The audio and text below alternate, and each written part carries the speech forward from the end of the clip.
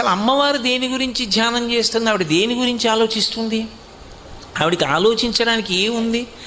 అయ్యో ఇది ఎలా తెల్లవారు లేస్తే అన్న ఆలోచనకి అవకాశం ఏముంది ఆవిడికి? అంటే అయ్యో నా బిడ్డలు వీళ్ళందరూ, వీళ్ళని నేను ఆదుకోగలను, వీళ్ళని నేను కాపాడగలను, కానీ వీళ్ళొక్కసారి నా వంక తిరిగి నమస్కరిస్తే నేను అనుగ్రహించవచ్చు. బుద్ధినిచ్చాను, శాస్త్రం ఇచ్చాను, గురువునిచ్చాను, వీళ్ళు ఆశ్రయించరే. అందుకని ఆవిడ కనుబొమ్మలు ముడివేస్తుందిట. పాపం వీళ్ళ యొక్క బాధలు నేను తీర్చగలనే, వీళ్ళు నా వంక తిరగరు, ఒక్క నమస్కారం చేయరు, నన్ను అడగరు, అడగకపోతే తీర్చకూడదా?